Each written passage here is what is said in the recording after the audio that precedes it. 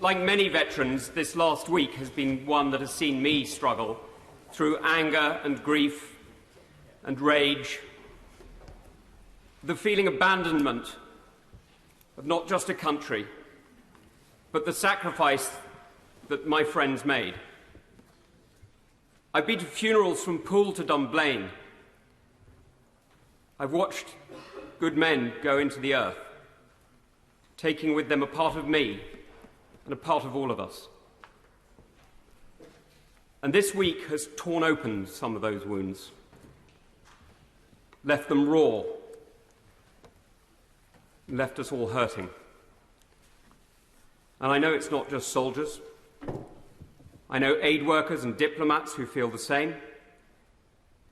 I know journalists who've been the witnesses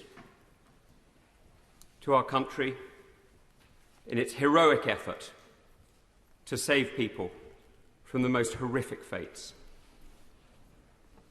I know that we've all been struggling. And if this recall has done one thing, let me tell you now, Mr. Speaker, it's achieved one thing already. I've spoken to the Health Secretary, who's already made a commitment to do more for veterans' mental health. Yeah. This isn't just about us. The mission in Afghanistan wasn't a British mission, it was a NATO mission. It was a recognition that globalization has changed us all. The phone calls that I am still receiving, the text messages that I've been answering as I've been waiting, putting people in touch with our people in Afghanistan, reminds us that we are connected. We are connected still today, and Afghanistan is not a far country about which we know little.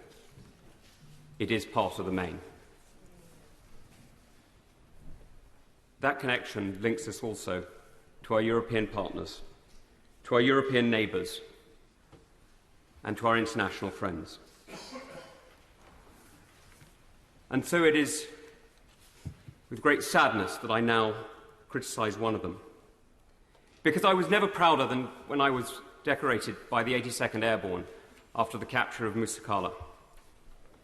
It was a huge privilege to be recognised by such an extraordinary unit in combat. To see their Commander-in-Chief call into question the courage of men I fought with, to claim that they ran. It's shameful. Those who have never fought for the colours they fly should be careful about criticising those who have. Yeah. Because what we've done in these last few days is we've demonstrated that it's not armies that win wars. Armies can get tactical victories and operational victories that can hold a line. They can just about make room for peace, make room for people like us to talk, to compromise, to listen. It's nations that make war. Nations endure. Nations mobilize and muster. Nations determine and have patience. And here we've demonstrated, sadly, that we, the West, the United Kingdom, does not. Now, this is a harsh lesson for all of us. And if we're not careful, it could be a very, very difficult lesson for our allies. But it doesn't need to be. We can set out a vision, clearly articulated, for reinvigorating our European NATO partners, to make sure that we are not dependent on a single ally, on the decision of a single leader, but that we can work together with Japan and Australia, with France and Germany, with partners large and small, and make sure that we hold the line together. Because we know that patience wins.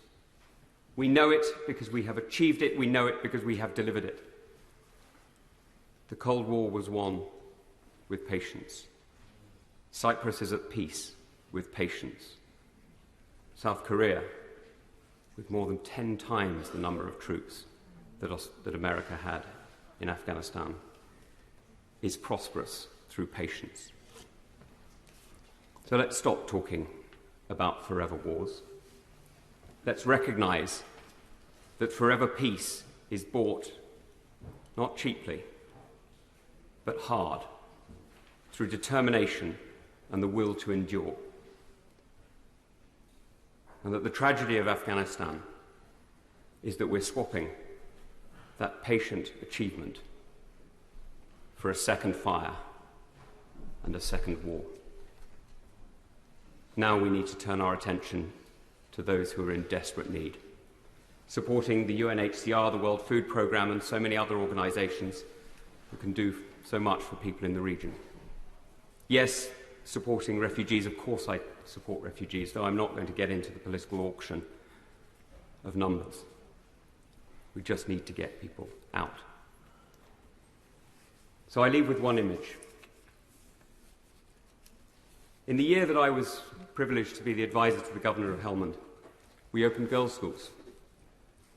And the joy it gave parents to see their little girls going to school was extraordinary, and I didn't understand it until I took my own daughter to school about a year ago. And there was a lot of crying when she first went in, but I got over it and it went okay.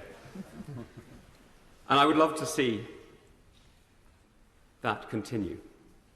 But there is a second image I must leave you with, and it is a harder one. But I'm afraid it is one that I think we must all remember. Only for a minute. And I wonder if you could say a bit more about that second image. I'm very grateful to my friend who was watching the clock more than me. The second image is one that the forever war that has just reignited could lead to. It is the image of a man whose name I never knew, carrying a child who had died hours earlier, carrying this child into our firebase and begging for help. Now, there was nothing we could do. It was over. Because, Mr. Speaker, this is what defeat looks like. It's when you no longer have the choice as to how to help. This doesn't need to be defeat, but at the moment, it damn well feels like it. Ed Davey.